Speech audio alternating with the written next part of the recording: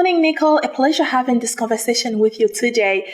Can you tell us a bit about your background and how you got started in your career in marketing and digital transformation consulting? Yes, happy to share that with you, and thanks for having me. I started out actually my career in Europe. So I'm originally from Germany, and I was working in the telecommunication industry back in the days that was very dynamic and had a lot of interesting elements for me to learn coming right out of university. And so I enjoyed very much learning about, communication, customer experience, digital change with the growth of mobile communication. And learned that trade for a couple of years in different roles in Europe for T-Mobile, and then had the opportunity to change actually industry and get into financial services, and led the European marketing team for Western Union money transfer, remittance and money transfer, and enjoyed actually a new industry, to learn a new industry and learn how customer relationships are different in that type of industry.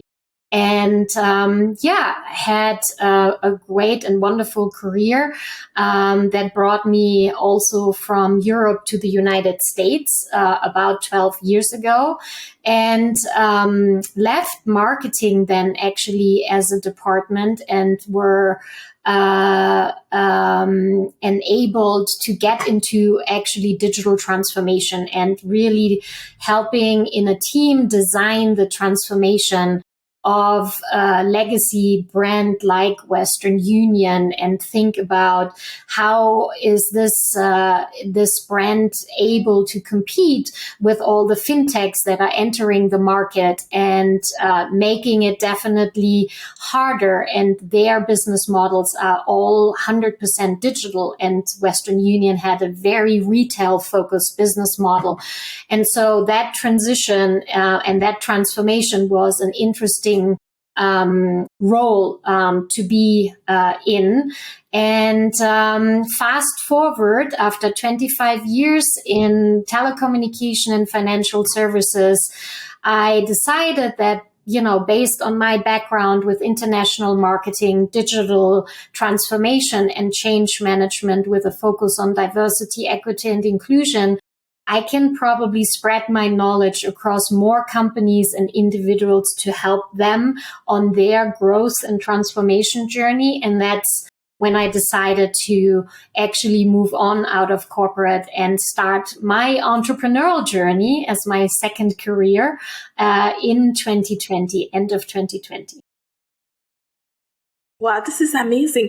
But how did you make that switch? Because it's kind of like you switch from one to another. From technology, you're more like into the communication kind of way, because you work for T-Mobile, which is more into cell phones and things like that. And you switch completely to financial and then also doing marketing. So how does that switch work for you? Do you feel like it was something that was ups and down, or you just gradually find yourself in and just be fine?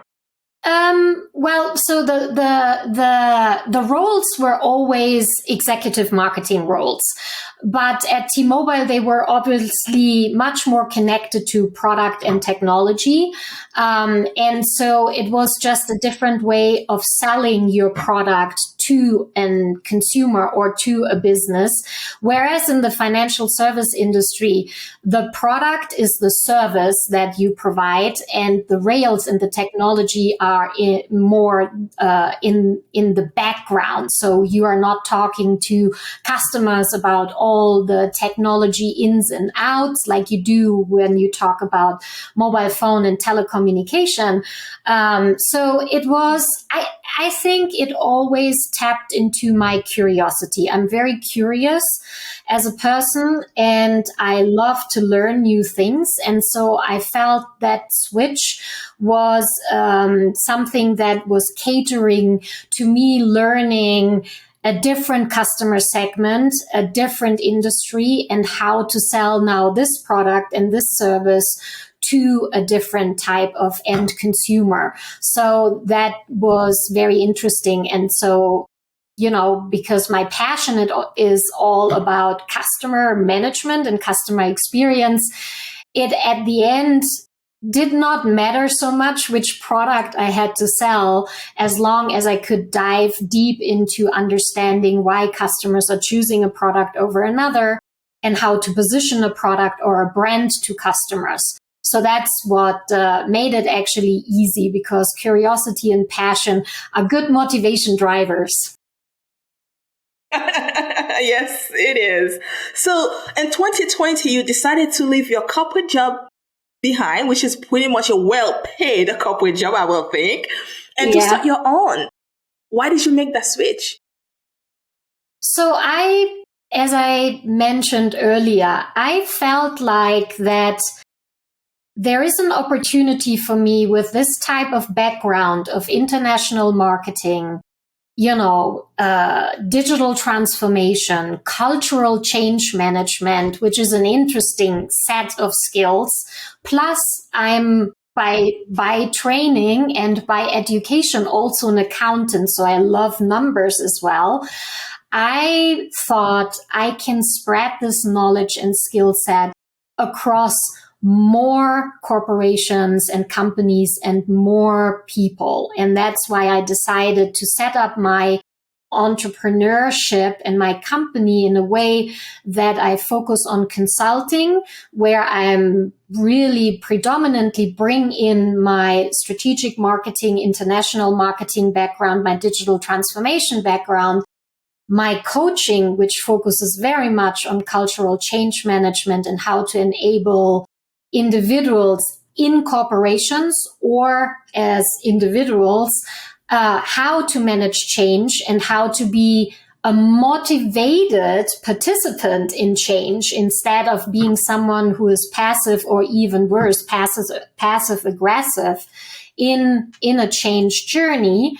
And then I love to teach and speak. So that is one other part of my portfolio that I'm offering in terms of services, and I'm seeking board positions. So I thought there's much more I can do and spread across. And so that's why I felt it's a good timing to actually move on and start something new. The thing is that in 2020, a lot of people think it was the worst time in the world to do anything. Everybody wanted to shut the door and just stay in the bed. But for you, you started a business. That didn't scare you or anything like that? I would lie if I would say there were not scary moments. And, for me, it was more about thinking really through, would someone pay me as a company to provide that outside of a corporate role? And I thought I need to trust myself, and I need to, rely on my confidence that when I put the hard work in and when I network with people that I can see have a need for my services, I will make it happen. And so, yes, there is definitely moments of doubt. There is definitely moments of uncertainty that can scare you. But on the other hand, if you stay focused on the big picture and your big goal you want to accomplish. And for me, one of the goals was helping more people and companies than just one out of one role that I had, but also to be more self-determined. So to have more time for myself and manage my time just totally different than I have done that in my corporate career. That was a big driver for me to say, I can do it. I can do it. So, and I'm very early. I'm just a year now into this journey because I took a break year to really design my company, design my value proposition. So I truly launched my company actually officially out to the market last year, May. And so I took over a year to really define my value proposition, define the way of how I want to work with people and with companies. So yeah, I'm very early in my journey, but I enjoy it very much. But you know that trusting yourself, one of the best thing you've done, because after COVID, companies need you. Yes, I hope so. They need you because because now it's a lot of people are talking about culture, diversity. It's important right now in the workplace, especially people working from home. And now they need to go back into the office. How does all these things play? The leaders need to figure it out. How do I adapt to a whole new system? So I think that companies need that type of support at the change, because change happened through COVID. So trusting yourself was the best decision you never made, I guess. One of the best. Yes, and I was very fortunate that I had right out of the gate at the beginning a handful of clients. So that obviously supports confidence building as well, because the feedback that they are giving you and telling you that the way of how you work with them, the way of how you support them, or the way how you coach them is really helping them. That helped me and boosted my confidence that I'm sitting on ingredients and a skill set that is really valuable and relevant for companies and individuals. And so I hope I can just continue on this journey and find really great, clients and people that have things to solve where my services can be a problem solver for them and a help and a support for them in their journey. Now let's talk a little bit more about the company. So what is it about and all of the services that's under it itself? Yes. So the company is called ZELOCINTM Partners. And so the background of that brand name is that it started with my first name spelled backwards, Alozin. And this means the light of the universe. And so I was very intrigued by that meaning of the name. And so I investigated, and obviously when you create a brand, you want to trademark your brand and protect your brand. And so what I found out is that someone else in the exact same area of marketing consulting and business consulting had already protected the name. So I had to come up with an alternative. And so I thought about it long, if I change completely from the idea, and scribbled a lot of brand names on a big piece of paper, but at the end decided I want to stay true to the idea. And so I took the first capital letter of my last name and added on front of it, and with that created the brand. And what the brand encapsulates, as I said, is really what I call my portfolio of services. So it has the consulting at its core as a service. It has the cultural change management coaching and executive leadership coaching as a very complementary element to consulting. And I am a certified motivation factor practitioner, which is individual development assessment and tool that helps people understand how they are intrinsically motivated, what takes their motivation away and what boosts their motivation, and how that helps them, that understanding helps them to actually contribute more to their corporate strategies and goals in their work environment, or how it enables them to be motivated towards achieving personal goals. And so that is the coaching practice based on that practitioner certification. And then, as I said, I love to give back, and my way of giving back predominantly is through teaching and speaking. So I had the opportunity to speak at business schools to young marketing students that are just about to embark on their journey into a marketing career. And so I share with them not only my journey and what I learned, but also some important elements of the marketing strategies and theories, and how to use them in practice in the best way possible. And then, as I mentioned, I am very excited with this skill set to actually be a valuable board member at one point in time to any type of organization that seeks board members with my background in transformation, marketing, and accounting. I love your background, because it's like when you say transformation, when it's come to marketing, it's one of the biggest piece of any type of company. Like, it doesn't really matter. Marketing played the biggest part of it. And if you don't have that, you're screwed. So not only that, there's nothing you can do, because you need clients, and to bring clients, you need to market. So with your clients, how do you use that background to help them transform the business, especially after COVID? Yes. Great. That's a great question. And I think it leads back to what you mentioned before, that actually at this point in time, probably a lot more companies have realized that they need these type of services and support. So the way of how I work with my clients is that I look at the current state of their operations and where they are. And sometimes that's not necessarily only meaning their marketing. That might mean even their entire business operations.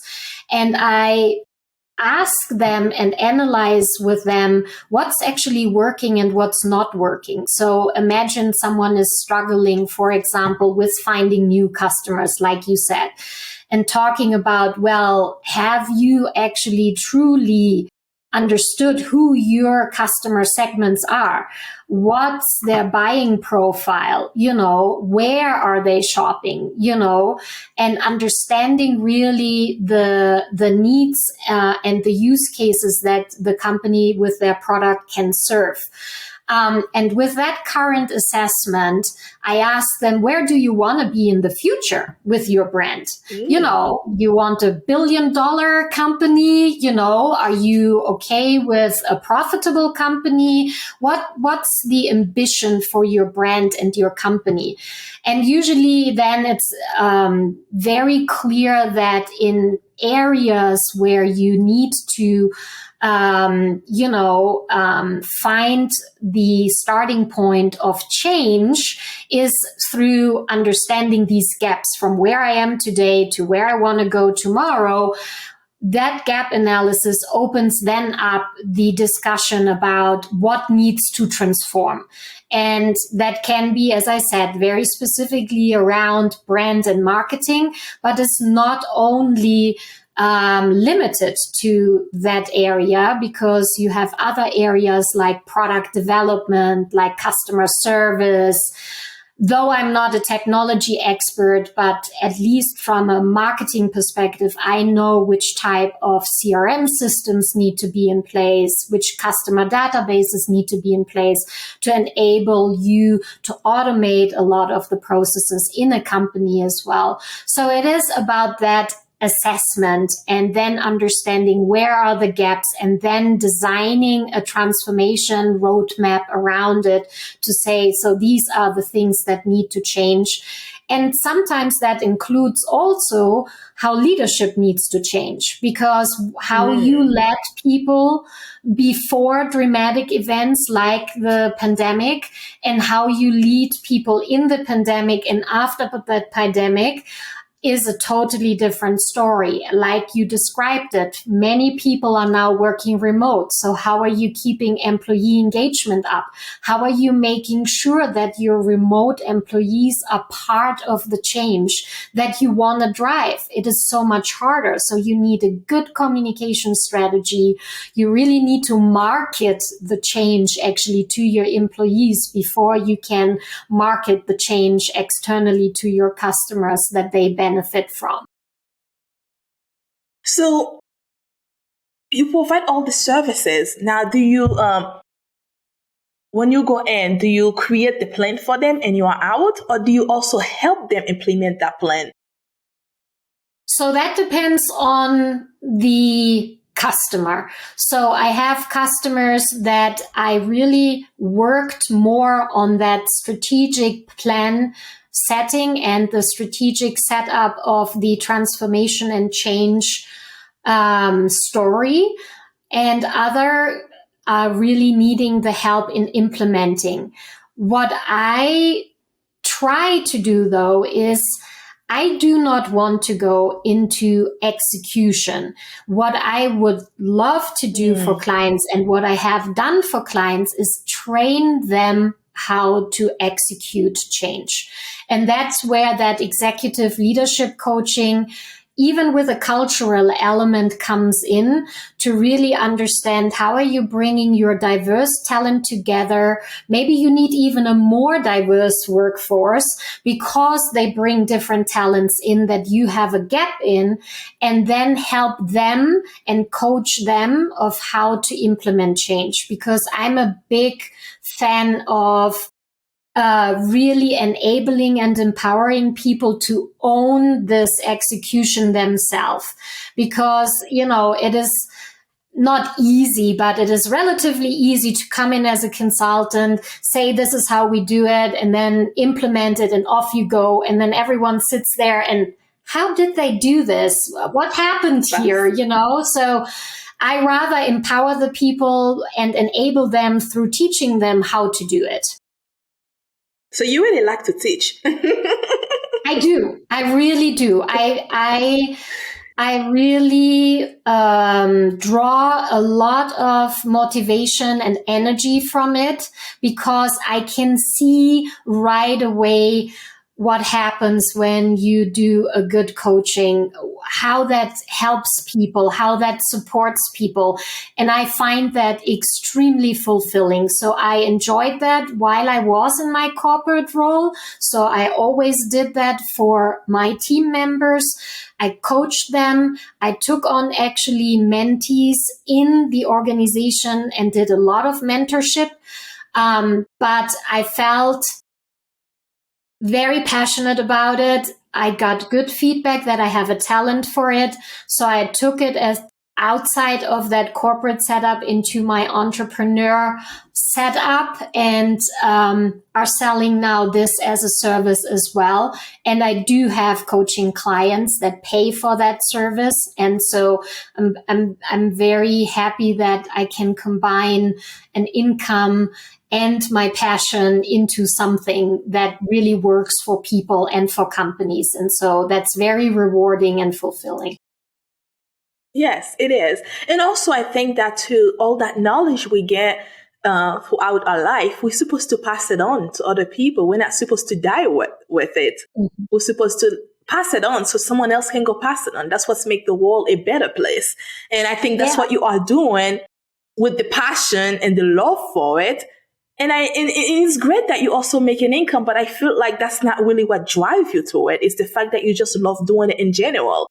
It's good you have the money because you need it to survive. We all do. But it's, I think that be able to make a living out of something you love, you're passionate about, it's fantastic. Yeah. And I think you said it absolutely right. I mean, it's like I was so fortunate that I always had people in my life that were supporting me and that gave me great opportunities. And so and shared with me their learnings and their expertise so that I can grow. And I feel giving this back through this process is a wonderful way of handing forward, giving back type of thing. So that's definitely one. And yes, I definitely also feel that encouraging my mentees and coaches to think about what they are truly passionate about and finding that love. When you think about that, a career takes usually 25, 30, 40 years. How much time you spend with a topic or a role, if you are not passionate and you're not energized by what you're doing, this will be long 30, 40 years for you. And so rather being courageous of choosing early on, what are you truly passionate about? And I think that's where coaches and mentors can be very helpful for people, because they help to crystallize this out of how you share with them what you're passionate about, what motivates you, what's your big vision for your life, or how to create a big vision for your life. A lot of people might not even had the opportunity to dream big, but encouraging dreaming big, yes, to find these sweet spots are so important, so we all can live a life, even the professional part of our life, with more passion and more love and more energy and more motivation. I love that. But also that I know you're from Europe. And then do you provide your services only within the United States, but also all over the world, including Europe? Yeah, so I think my services are, in the same situation like we have many of the workforce people in the situation. I can work remote from anywhere in the world with my type of services. I don't need to be necessarily in one specific location or place. And so that was also something that I found very powerful, because I felt like I can actually offer this across a multitude of countries, across a multitude of different people from different backgrounds and different cultures. Yes. And so, yes, while I'm located in the United States, I offer my services across the world. And it doesn't matter where my clients or where my coaches or mentees are sitting. They are actually spread across the world. And I enjoy that. I enjoy working really with people and companies with multicultural and international backgrounds. And I'm hoping I'm becoming that bridge builder. I'm envisioning myself with my services as someone who can build bridges as well between cultures and between countries. And I think, like you mentioned before, this world needs a lot of more of bridge builders. And so I feel good about trying to do that and putting myself into the position to use my skill set and talents to do it. Yeah, and also with your skills, your background, I think that's something you can do with your eyes closed. So I don't even think you need your eyes open to do it, because you've been doing it. So it's something you've been doing it, you love doing it, and then it's easy for you to teach it and to guide. And I love the fact that you don't go in and do it, but you go and you teach how to do it so that they can go and do it themselves. So they don't have to come back to you say, wait, how did you do that? So I love that, because not everyone provides that type of service. Yeah, I felt very strong throughout my career about, enabling my employees and teaching my employees and empowering my employees to really own their roles and own their tasks. And as I said, I was very fortunate to learn from some of the best people in the industries. And so I'm not yet done with learning. I learn every day when I work with companies and when I work with people. I learn every day something new, and it forms even further the way of how I want to work with people. And so it's a wonderful combination of giving back my experience and my knowledge, but also in the process learn new things, which always, makes you grow as an individual. And that's something that I enjoy for myself as well. I invest quite some time in my own growth, continued growth and learning. And so I think that's a good combination to look at. Yes, it is. So now, how can someone reach out to you if for your services or for partnership or anything like that? Yeah. So I have a LinkedIn profile where you can find a lot of information about myself, as well as a website. So the website is www.zelocin.com, where people can find information about me and the company, and also a contact form to reach out. And I hope also through my representation in the magazine and through this podcast and airing, people gain more interest and look me up. And then definitely I would be happy to talk to people of how I potentially can support them with what I have to offer. Before I let you go, I have one more question for you. What advice would you give to female leaders who are just starting out in their careers? And what do you think are some of the most important skills or qualities that they should focus on developing? Mm-hmm. So there are a couple of things. So I would say start early to find a mentor. I think that is very important for female talents, especially in a corporate environment, to have someone that has already gone through the experience, done it, and can share their learnings with them. And depending on in which area you are working, are you in the technology team? Are you in the care team? I would also think out of the box to seek, a diverse mentor, so maybe it is a male colleague that you admire in the way of how he is an ally for females in the support of DEI, versus choosing what is more natural, which is usually maybe a female mentor, and diverse background. I'm a big believer in diverse background. Is so rich and gives so much back to female talents learning about a lot of traits. So that's definitely one. Start very early to find a good mentor that can help you and support you in your journey.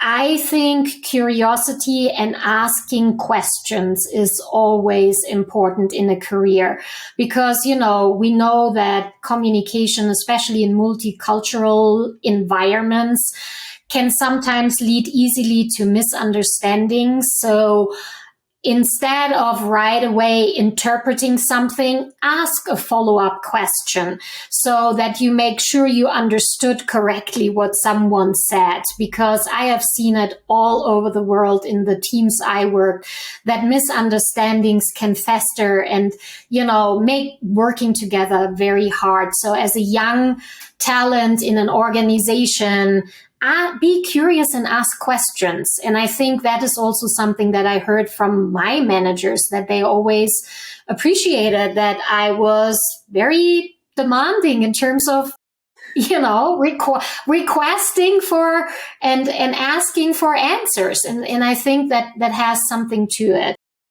And then the talents that women, should rely on in themselves in terms of pursuing a career is resilience. It is not a straightforward path and journey, but it is for no one. So don't believe just because something from the outside looks like it is always a straight path. No, everyone has to go sideways sometimes and make, take their journey a different direction. As long as you keep your eye on the end goal, you need to just stay resilient and follow sometimes the flow that takes you somewhere else before it brings you back to your ultimate goal.